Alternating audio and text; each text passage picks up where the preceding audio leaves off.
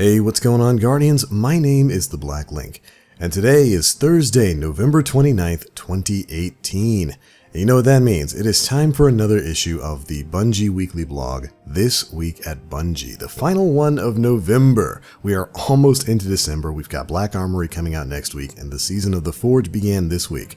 Suffice to say, there's a lot going on in the world of Destiny 2. But we're going to be learning about a couple of things within this week's TWAB, including some more information about the new raid that's going to be dropping next Friday on December 7th, some of the changes to the power progression system that were introduced when Season of the Forge went live, and finally, we're going to be learning a bit more about that Veterans Bundle that Bungie talked about a couple of months back. Let's go ahead and dive on into it. First things first, if you haven't been plugged in at all this week, we did have Season 5 go live. We are officially out of the Season of the Outlaw, and we've moved into the Season of the Forge. Black Armory is of course dropping next week on Tuesday. And as a part of the update that we got this week, there's a lot of stuff that's changed within the game right now. We've got new pinnacle rewards that are available, some Black Armory gear is dropping a little bit earlier than expected, and there's plenty to talk about with the Queen of the Reef. Make sure you're staying tuned to the channel, where we've been covering all kinds of things that have been going on.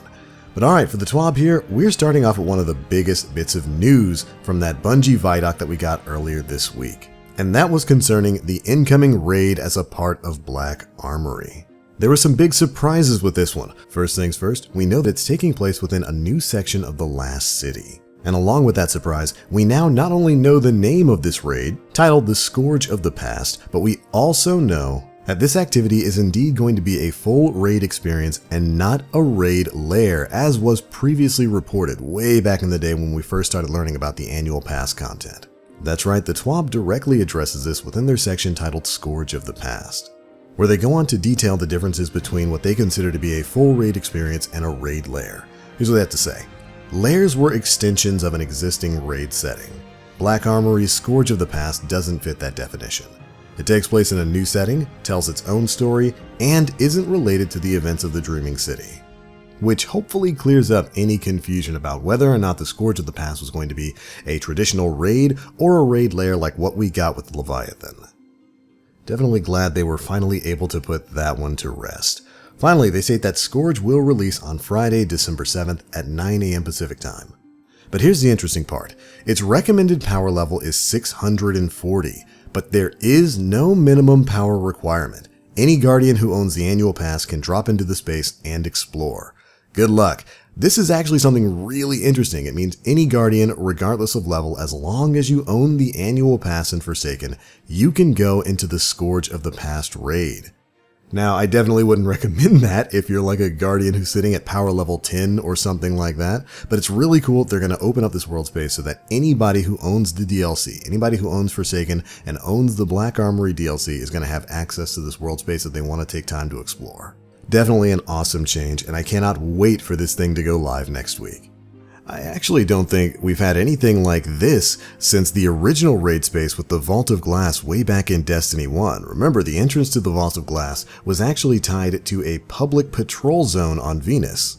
It was awesome because back in those days you could just be patrolling out on Venus and you might run into a group of 6 people trying to open up the door, build the spires and open their way into the Vault of Glass, and you were able to help them out with that and even go inside if you were brave and explore for a little bit.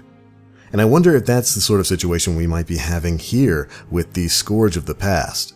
I think it's pretty obvious they're encouraging us to go exploring around within the Last City. But I just think it would be really cool if it wound up being like tied to a patrol zone that other people could, interact with. They could just come in and kind of help you with the first part of the raid. I always loved that about the Vault of Glass.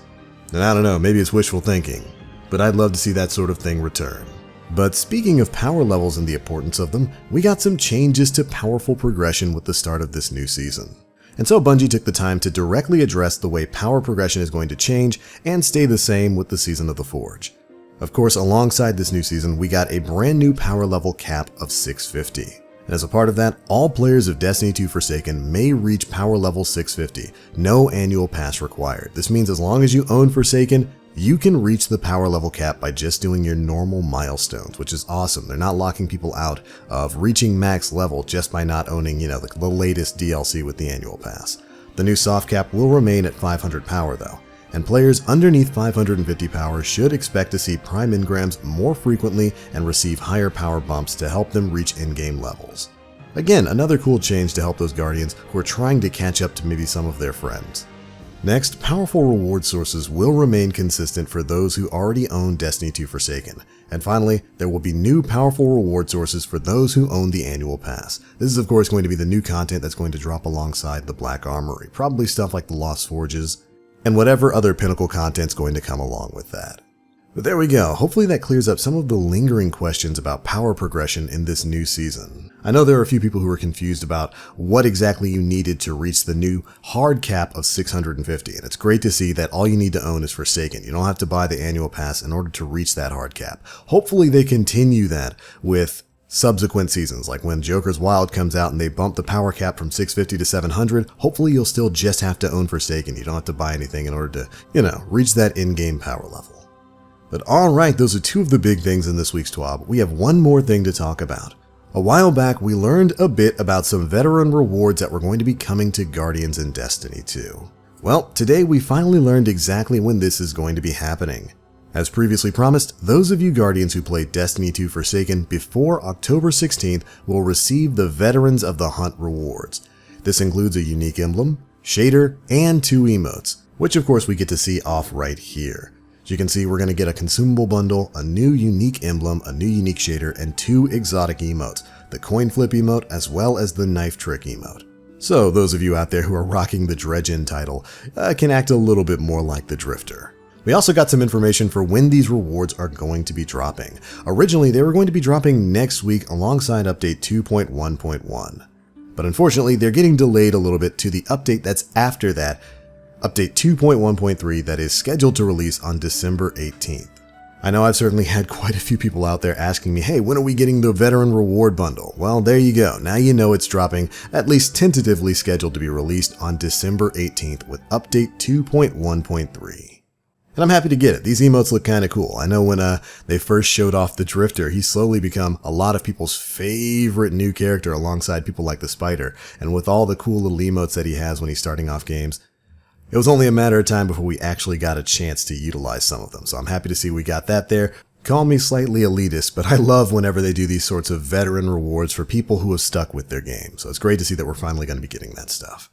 But alright, there we go Guardians, that's pretty much it for the biggest bits of news that were tied to this week's issue of the Bungie Weekly blog, This Week at Bungie. There are some other fixes and bits of news within this week's TWAB, so you should definitely go check it out if you're looking for specific bits of information. As usual, we'll have a link to that down in the description box below. But that's the biggest bits of things that we could cover this week. Alright, that's going to be it for this one, Guardians. That's the news. Those are my thoughts. Be sure to leave me yours down in the comment section below. If you enjoyed, feel free to drop a like, make sure you subscribe, and hit that notification bell to stay up to date with all the latest stuff we're putting out. But alright, that is going to be it for this one, Guardians. Thank you all so much for watching. And as always, I am the Black Link. You Guardians, stay frosty. Can't wait to see you in Black Armory next week.